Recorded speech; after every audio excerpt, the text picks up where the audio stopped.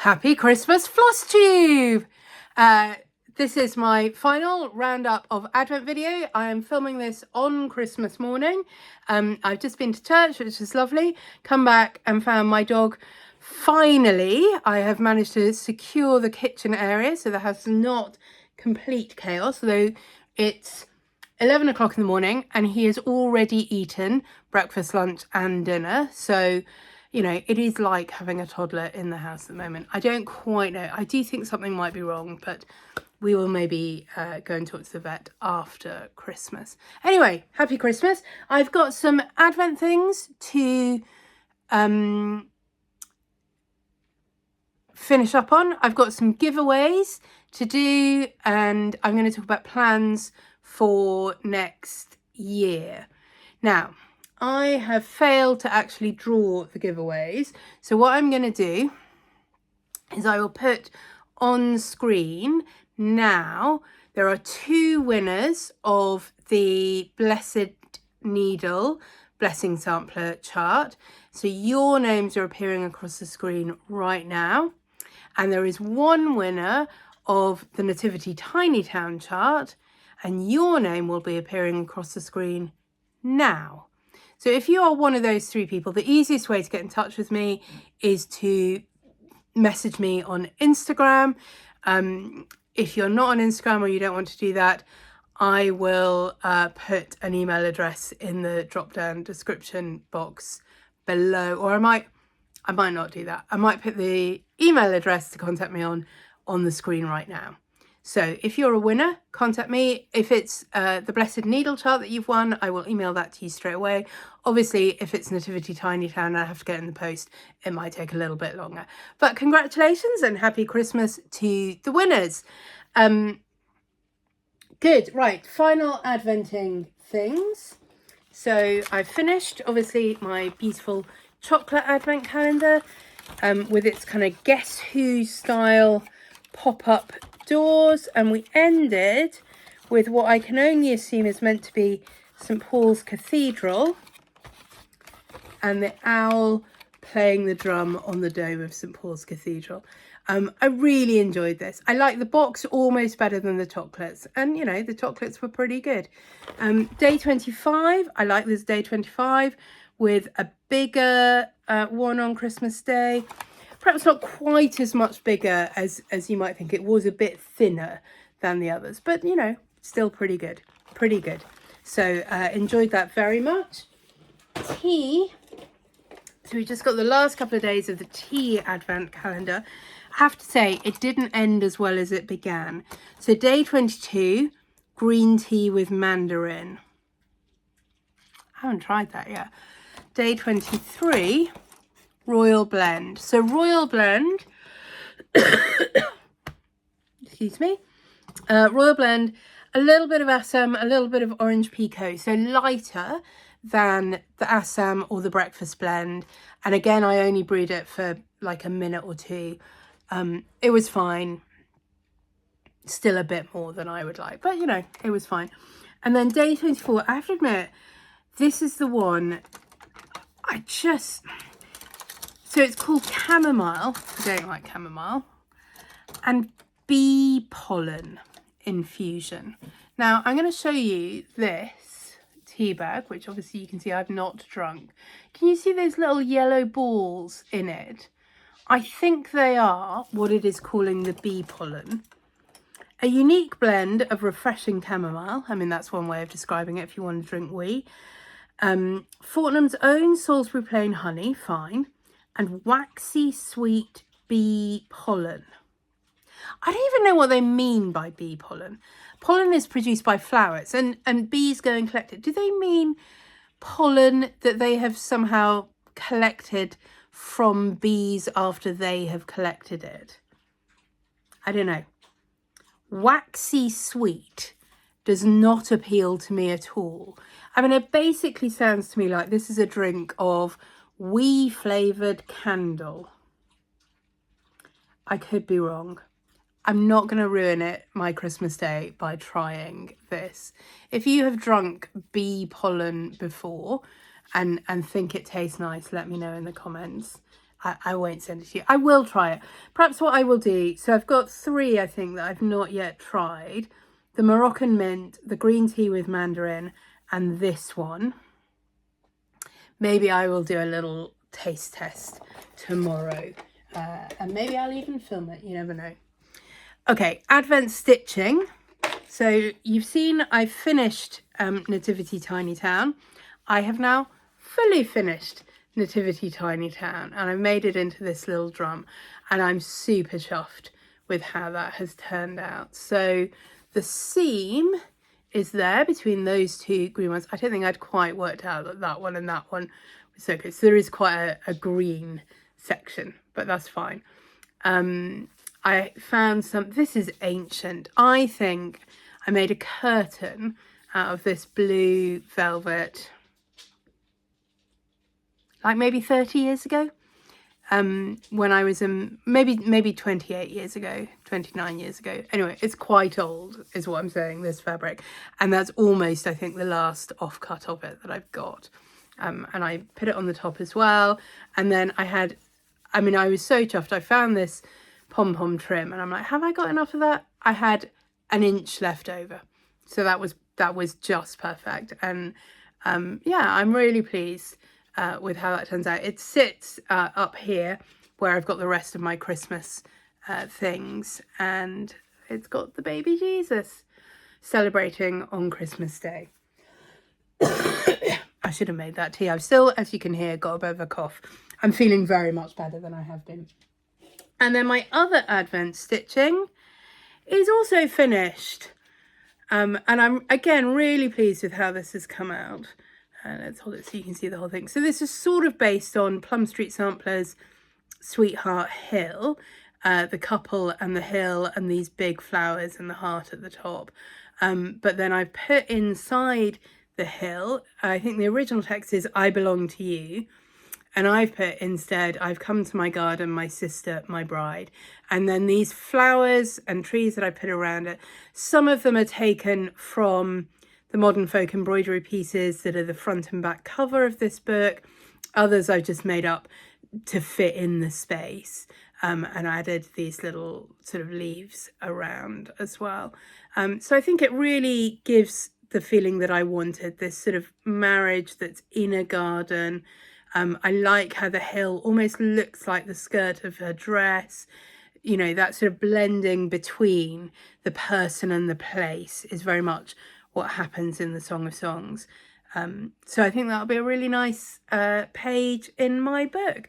Obviously, I'm not going to fully finish that at this point. There will be more pages to come in future. So that's my Advent stitching. I wanted to show you one other thing I've been making during Advent. So my father, he's in a care home.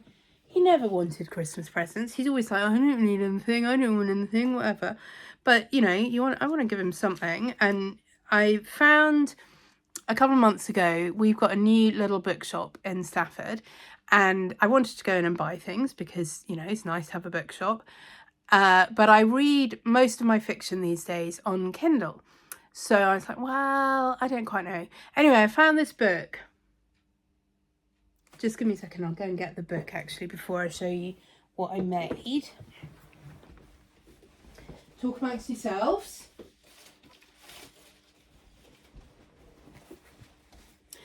So this is the book. It's called Bouquet in a Book, Winter. So there is another one, which I don't know whether it's sort of spring or summer or something, but this is the winter one. And what you get in it, you get all the instructions, but you then get pages that are printed and perforated, that you take the petals and the leaves and the stems out, and you get all the instructions for how to make the different kinds of flowers. So I thought that would be lovely because there's quite a lot in there. I still haven't made all of them. I've made about 2/3 of them. And what I've made are these little bunches of flowers that one can go for my dad and one for my mum, and she can have hers at home and he can have his in his room. And, you know, she will like the fact that they've got the same. He won't care at all. But, you know, he won't hate it. It'll just sit on his windowsill. He's got a nice wide windowsill in his room that's got all his Christmas cards on. And now it will have Christmas flowers. But I really liked it. I thought, you know, they come out really nicely. One of the things, I haven't done it on all of them, but some of the flowers, the roses in particular, I went around the edges of the paper so it's not got any white edges, and that made a big difference to how it looked. But yeah, I thought it was a really nice, nicely put together book, nicely printed. Not all of it was straightforward. I think I probably, if I'd had tacky glue, it would have been a lot easier. But, you know, there's quite a lot of holding my breath while I'm holding things in place to get them to stick. But, yeah, I'm quite pleased with the results of that. So recommended bouquet in a book. And then finally, what I wanted to talk to you about briefly in this video were my stitching plans for 2026, which are not many, to be honest. I've got big plans, but not various plans. So the one thing I've got that is properly a work in progress at the moment that I sort of put aside for Advent, but I plan to get back to, and hopefully I'd really like to finish this by New Year. That may be optimistic, but we'll see. This is Pear Hill by the Artsy Housewife. You might remember a couple of years ago she came out with this one and also Golden Delicious, and a lot of people stitched Golden Delicious, but I really liked this one with the colours in it. I'm stitching this in a range of silk threads, some Dinky Dyes, some MPIs. I can't remember if there's a Gloriana in there or a Belseware or something like that as well. Yeah, I'm over 50%. That was my goal before December, was to get to over 50%. So I've stitched this. This is the sort of top of the piece, so you can see how big it's going to be. It's stitched on a Swanbay fabric. I think it might be Eleanor's Ivory, 18 count Aida. So it's a relatively easy stitch, beautiful threads. I'm enjoying it. I would like to get this one finished by the end of 2026 or very shortly after. We'll see. I'm not really doing anything in the next week, so I'm hopeful. So then where do we start 2026? Well, with two ongoing projects. I'm not going to say works in progress because neither of them are really in progress. There's my full coverage Gecko Rouge, and there's a piece called A Saviour's Praise. Now, I started A Saviour's Praise maybe 3 years ago, and I put it to one side when I started the full coverage because I'm like, I can't be doing two big pieces at once. So this has been in what I'm calling my unfinished objects pile, while the Gecko Rouge has been technically a work in progress. But I'm going to swap them for 2026. So the Gecko Rouge is an unfinished object, but it is not in progress, and I'm not even trying to make it in progress at the moment. But A Saviour's Praise is coming back out, and I will tell you for why. Partly just I wanted to change, but also partly because my godson is getting married, I think in 2026. There's been some discussion, might be 27, but I think it'll be 2026. And I was like, actually, that would be a beautiful piece to give him as a wedding present. Now, one of the reasons I think I'd slowed down on it quite a lot is I'm like, I don't know where it would even go in my house. Where would I even put it? It's too big really to hang on any of my walls. But if I'm going to give it to him, there's a good motivation there for finishing. So let me show you. This is the chart. It's really difficult to find good pictures of this online. If you want to see what it actually looks like when it's stitched up, there's a video from Laurie Holt, like about 3 years ago. That's where I saw it and thought, oh, I'd like to do that. And she, I think, had not stitched it in the called for colours. I think she had brightened it up quite a lot. And you will not be surprised to hear that I have brightened it up quite a lot. So let me show you. It's not a big start. I started at the bottom. I don't quite know why. You can see it's got quite a small margin. Anyway, we'll have to deal with that when we come to it. I made one change so far other than the colours. I really enjoyed it. These are things, and actually it's good. It's got this kind of thistle bit here. My godson is half Scottish, so that feels appropriate. And that's one of the things I want to do is personalise it as I stitch it. So you can see there's quite a lot of text on the original, And what I'm going to do is, when I know I'm sort of, you know, in on the wedding planning with his mum. So when I know what they're going to have as hymns and readings at the wedding service, I will put appropriate selections in there. I might keep the alphabet, but I also might use that to put in their names. There's a place where you can put initials, but I think for a wedding sampler, it'd be nice to have their names. And then the other thing which I had already planned to change, around the edge, I don't know if you can see it, there are these words. And they're, you know, some of them are lovely. So at the top we've got faith, joy, hope. The greatest of these is love. Perfect, that can stay. But then there's some slightly odd ones. And they're all sort of biblical words, Christian virtues. But I would like it to include the 9 fruits of the Spirit. And it includes some of them, but not all of them. So it includes patience and kindness and peace. But then it's got things like resourcefulness. And I'm like, you know, I'm just going to change that to faithfulness. And it's got right judgment. And I'm going to change that to self-control. So, yeah. And I might also change, not loads, but like, for example, here there's this ship. It's not particularly meaningful for them. So I might change that to something else. But a lot of these, I think, can stay. Yeah. Yeah, we'll see. I mean, who knows how much I'll change as I go along, because you know me. There's a bit here where there's a woman, but I'm thinking if I make it into a wedding sampler, I would quite like to have a you know, male figure on the other side there to match that sort of thing. But I do really like it. I've always really liked it. And you know, it's got little hearts on it. Lots of kind of flowers and bees. There are a lot of bees, actually. There's a random little caterpillar. So we'll see. He's training to be an architect. She has all kinds of interests and things. She is from an Indian family, so I might try and put in some things that represent that a little bit more as well. Sarah from Sew Me Sarah is gonna, she also has a start on this. I'm not sure how far along she is, but I think we're going to try and do it as a stitch along next year. So I think that'll be good as well. Good motivation. So that is really going to be my focus project. I think if he gets married, it'll be in about September time. So that's my goal, is to have it finished by then. The margins are quite tight, but I think what I can do, and I might even do it before I start stitching, is stitch on an extra piece at the bottom and top, so that can be used for framing it properly at that point. So that's my big project for 2026. I do have other things that I would like to stitch, one of which, oh, it's slightly under the camera, sorry if this wobbles, there we go, is this quilted Tiny Town. I really enjoyed stitching the Nativity Tiny Town. Not all of the Tiny Towns really appeal to me, but I really like this one with the quilts, and it's also got a cow. So I'd like to do that.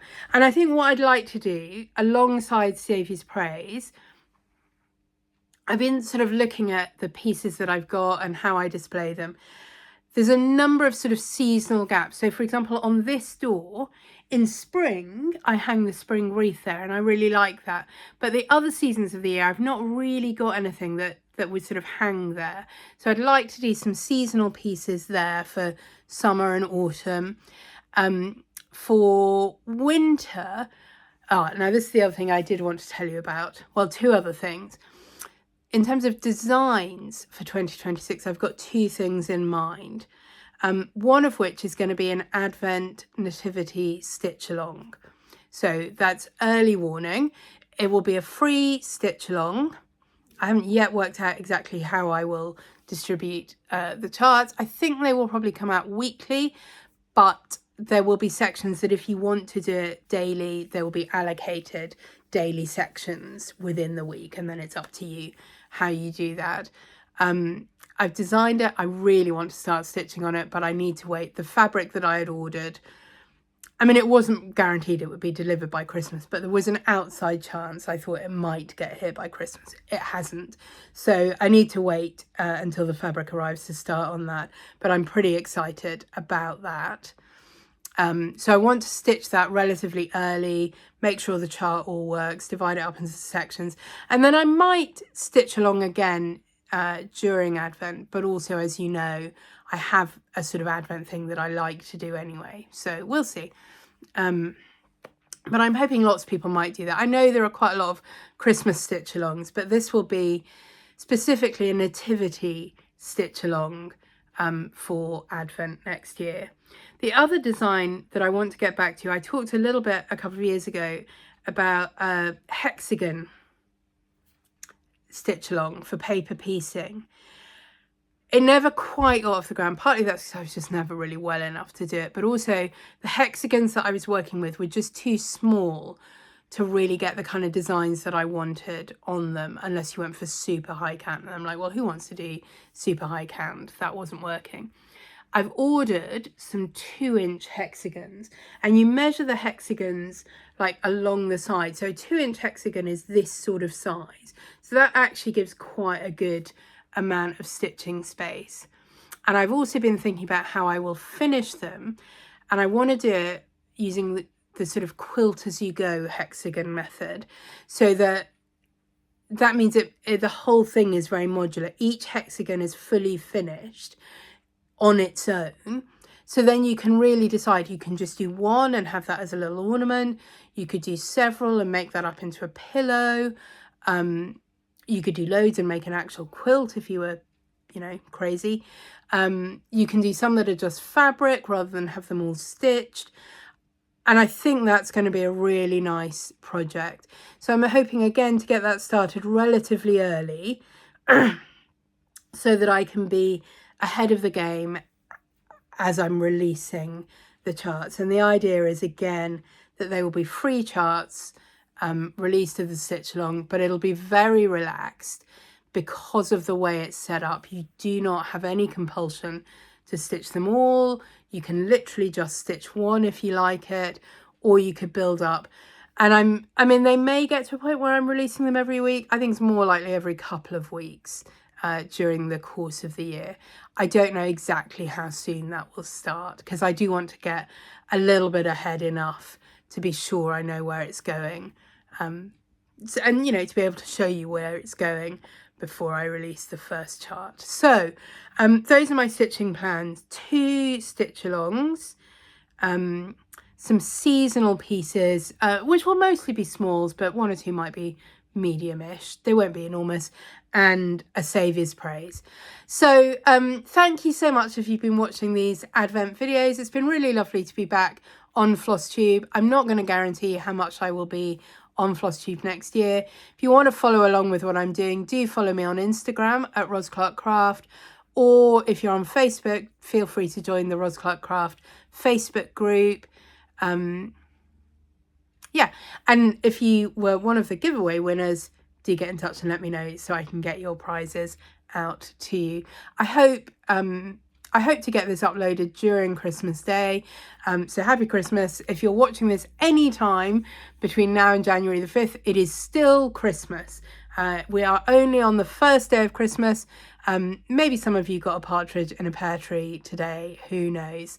But I will see you again sometime. Happy Christmas.